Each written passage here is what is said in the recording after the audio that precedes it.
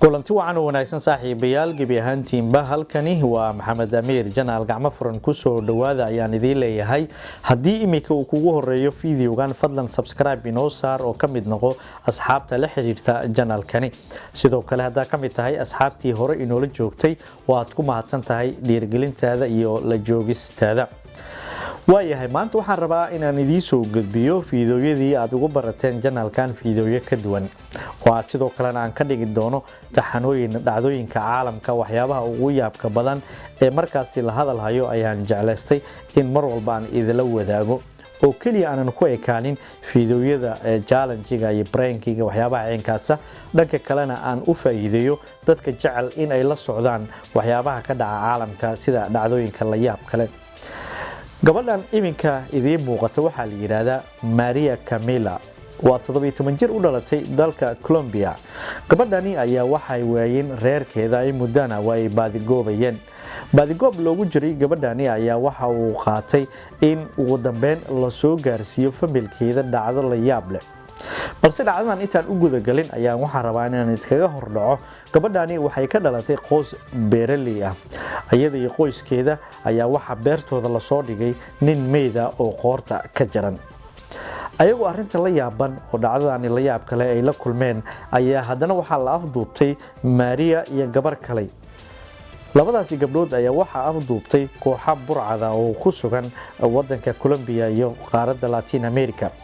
waad ogtihiin wadamada Latin America dhacdooyinka ka dhaca waxay yihiin kuwa ugu halista badan ee adduunka iyagoo la sameeyo qolooyinkaasi burcadka ah qofka marka ay dilayaan in ay fiidiyoo ka soo duubaan waxay u dilaan si arxam darro ah qaarkood waxay soo duubaan iyagoo madaxa ka jaraya xubin u jaraya qaarkood waxa moodaa in ari ay feeteenayaan oo calooshii iyo waxyaabo ceenkaas ay soo dhigaan fiidiyooyo argagax leh waayahay sheekadan dib aan ugu soo laabano Maria Camila waa 17 jir u dhalatay dalka Colombia gabadhani ayaa reerkeeda waxay ugu jireen baadigoob aad u xoogan balse way waayeen laakiin ugu dambeyntii baadigoobkoodii waxa hal bacaad ku leysa ka dhigay niyada ka jibiyay kadib markii la soo gaarsiiyay muuqaal ah gabadhani oo madaxa laga gooynayo sidoo kalena caloosha banaanka laga keenayo ka horse inta muuqaalkani oo soo gaarin ayaa baraha bulshada waxa ku faafay sawiro kala duwan oo argagax leh oo dadka qaarkii markii ay arkaan sawiradaasi ay si la yaab leh oo la yaabayaan qaabkii gabadhan loo jirdilay ilaa imika ma cadda Maria sababta ay qoladaasi burcadka ay u afduubteen ayna dilkaasi ugu geysteen dilkani ayaa waxa la soo dhigay barta internetka iyadoona laakiin dadka qaar ay fiidiyogan daawan doono aan ugu digayo in aysan raadin muuqaalka gabadhan waa muuqaal aad argagax u leh oo aad la yaabi doonto markii aad aragtid sida loo dilayo gabadhan sidaan ka warqabno wadamada sida Peru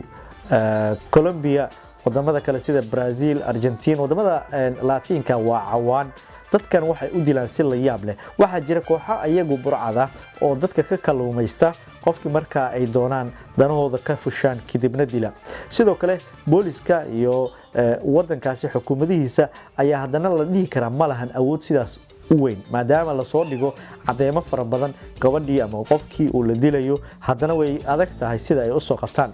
waxa kale oo ka warqabtaan wadamadaas inay aad caan ugu yihiin dadka isticmaala maandooriyaha sida droogada iyo waxyaabaha la midka ah qaarkood wajigooda marka aragtid iyo korkooda waad ka naxaysaayo tattoo ay aad isugu xardheen isku soo wada duub gabadhan Maria ayaa reerkeeda markan waxay joogan in ay ka qoosteen kadib markii ay arkeen gabadhooda oo la dilayo qoorta laga gooynayo oo ay dhimatay dhacdadani ayaa waxa ay iga fajicisay sida ay bulshada caalamka isugu kala gudbinayaan waxaan ka soo arkay dhacdadan website fara badan oo qaarkood ay yihiin Latin qaarkoodna ay yihiin website Carab ah oo warbixintan aan ka soo xigtay Maria way geeriyootay familkeedana way qoosteen dhacdadan waxay ahayd dhacdada isbuucan la yaab kale oo aan idin soo gudbinayo hadii aad fikrad haysid iyo aaraatan ka duwan barnaamijyadeena waxaad noogu soo gudbin kartaa barteena social media sida Facebooka TikToka iyo maxaa ahayto Instagramka sidoo kale Maxamed Amiir ayaad ugu soo qori kartaan waan qaadan doonaa fikradihiina iyo aaraadiina hadii la raali ka noqdo daawashadiina waa ku mahadsantihiin intaan ku kulmi doono warbixinta xigta waxaan idinkaga tagayaa sida iyo nabadgelyo